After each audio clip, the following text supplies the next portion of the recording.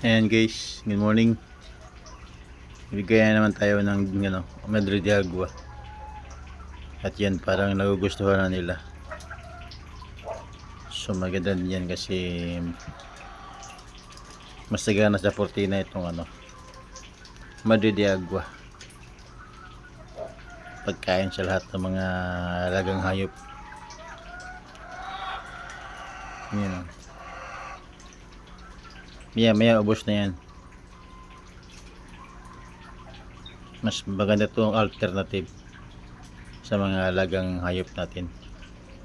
Kaya magtanim yung mga alagang hayop dyan. Dapat may Madrid de Agua kayo.